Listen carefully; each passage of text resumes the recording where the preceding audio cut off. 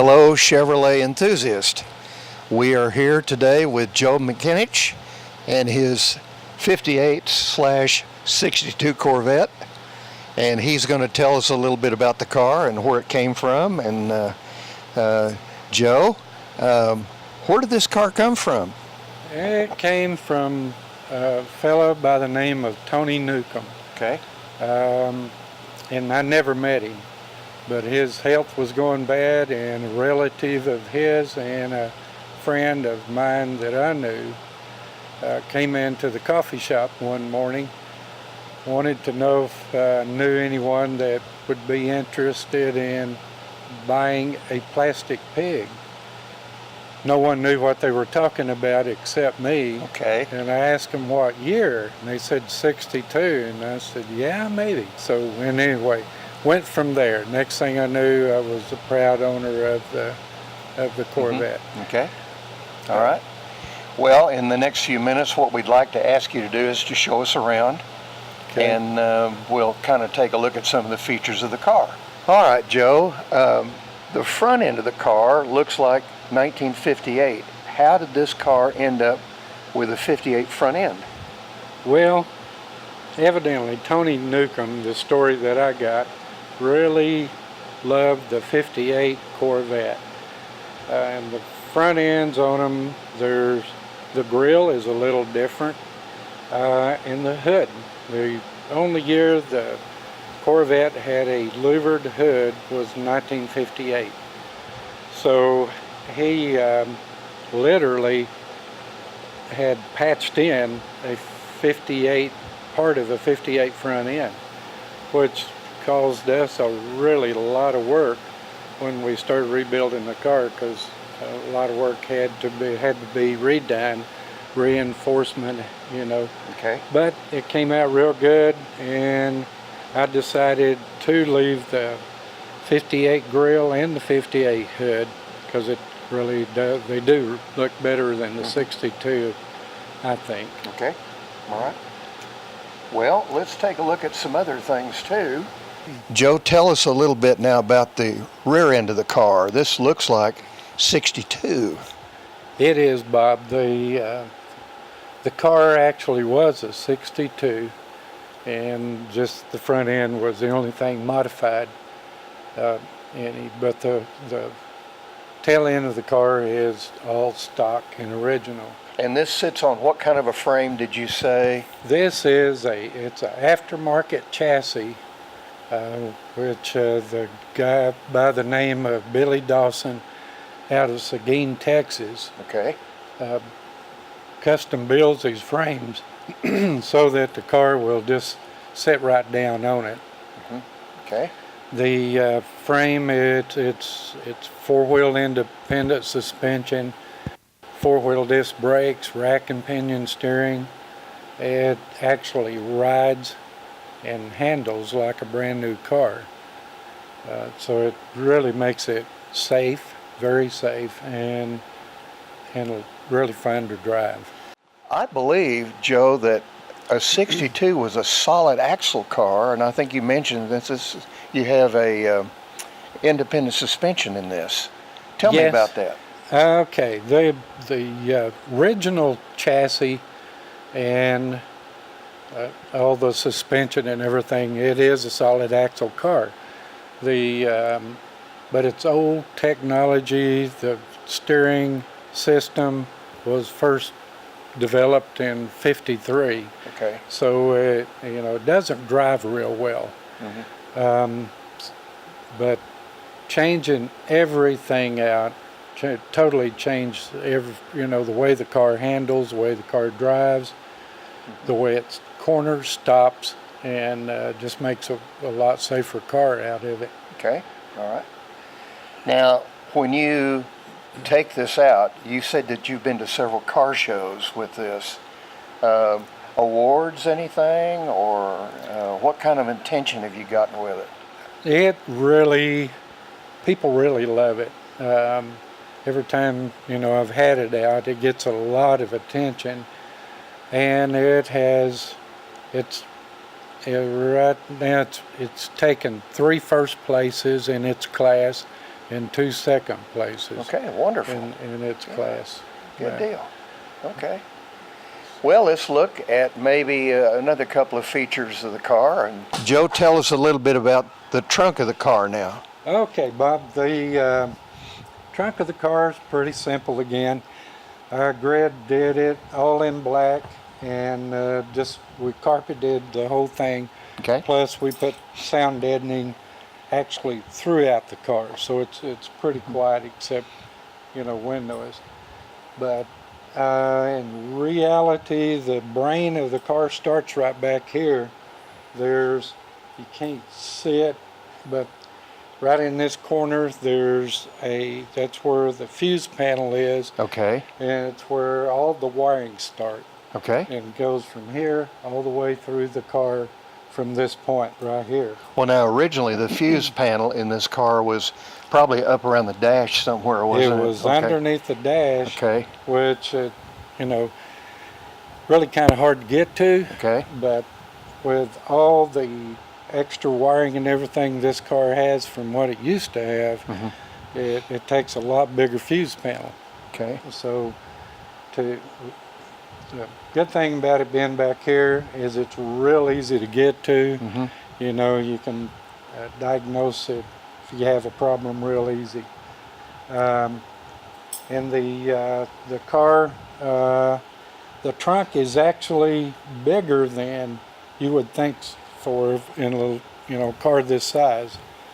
We just went to Dallas for a 4-day car show, and Donna and I were able to get 2 suitcases and 2 folding chairs, and still had room. Amazing for a little old car like that. Yeah. So you can take trips with it, and it works great for that. But, Let me ask you about that. You were talking about sound deadening a while ago and putting sound deadening throughout the car. Did Chevrolet do that originally years ago, or? Not really. Okay. Not the. They just didn't have the material that is available today, and it just really does a super job. Okay. And not only for sound, but it also helps the heat problem. Okay. It keeps the heat from coming in. Now there's also a full-size spare under this lid. Is that right, or is it? There used to be. Or is under this lid used to be a full-size spare. I see. Okay. With the only modification we had to make to the body to fit this chassis was in the spare compartment. Okay. And we had to bring that back, take a little bit of the spare space away for clearance. So actually it's real good space for storage of cleaning products, and your spare is a can of Fix-A-Flat now. So you hope you never have to use it, but when I got the car, that's when I got my Challenger, if I wanted a spare and a jack, I had to pay extra for it. Oh wow! My car didn't come with a spare tire, but it's got one of those inflator.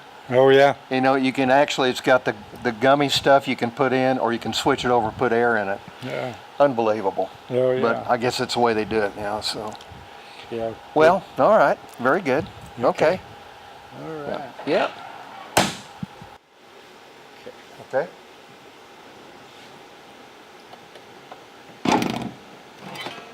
All right.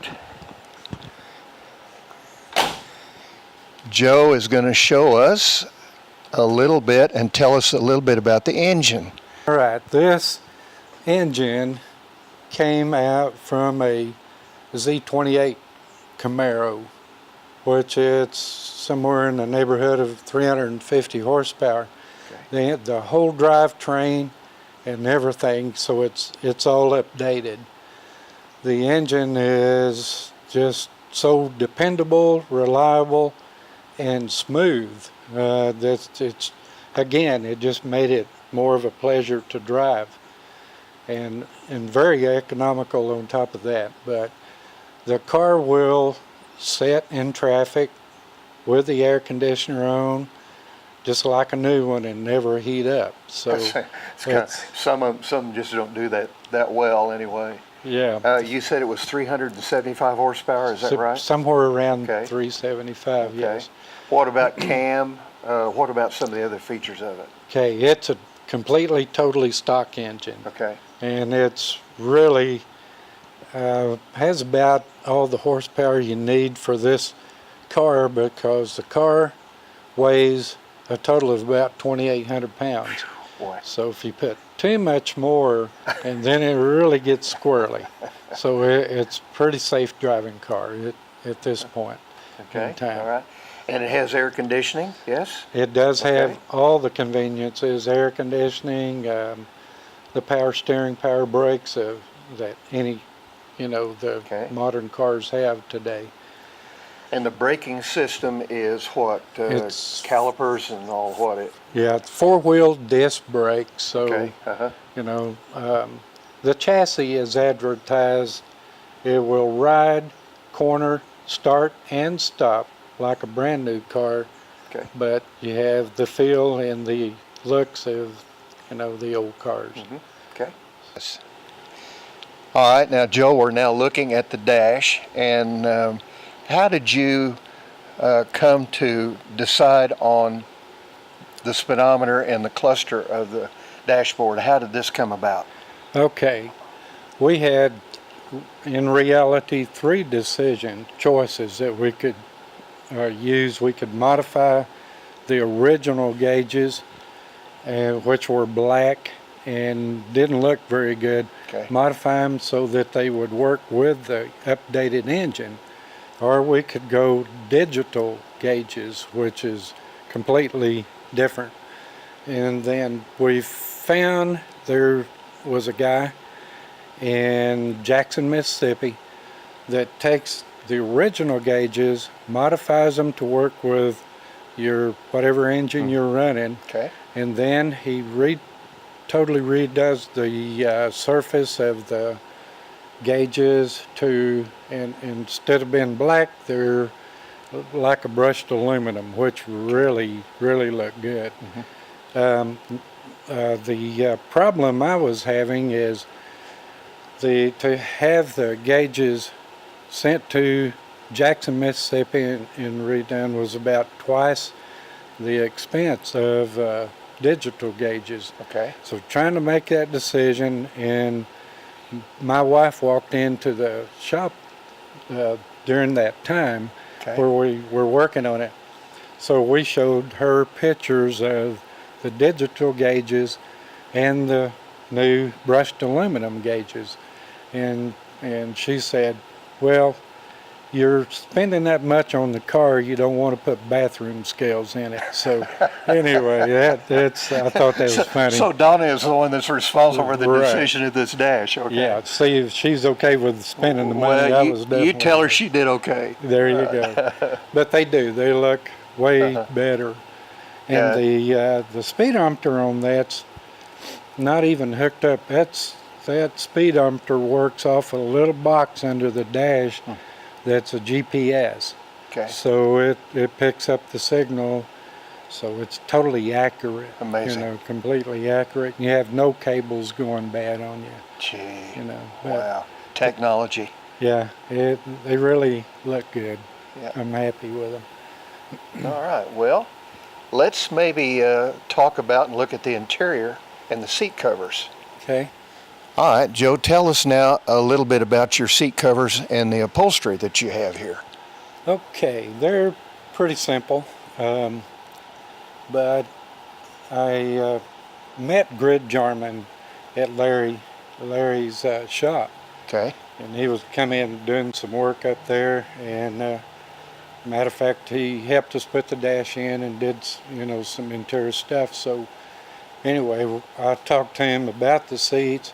He came up with some colors.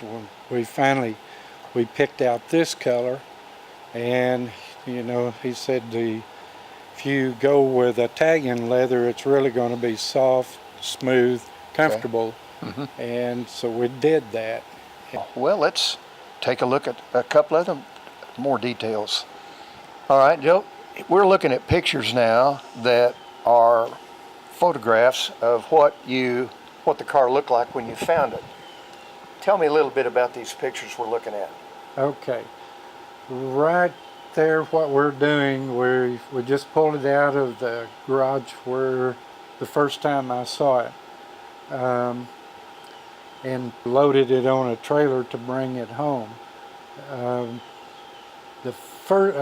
As you can see, the car has been camoed. And the story behind that paint job is, a long time ago, they were having a party, and one Saturday night, evidently they got bored, and somebody had an idea, well, let's camo a Corvette. So they went to TG&Y, bought some rattle cans, came back, and I'm sure they were probably 2 sheets under the wind. Oh boy. But still yet, if you look at it, they really did a pretty decent job of camoing the car. But I would adventure to say it's probably the only 62 camo Corvette in the world. Anyway, it was a shock and a surprise, but I knew we were going to totally redo the car because of the condition of it, so that didn't bother me all that much. So anyway, we loaded on a trailer, brought it home, put it in the garage, started taking it apart and making plans as to what we were going to do with it. And the restoration from what we're looking at now to where it ended up took you how long to do the car? From the time we got started on it, it took right at 2 years. 2 years, okay. 2 years from the time we really got, that was time we got the chassis in and was ready to go. But it was about a 2-year project. Okay.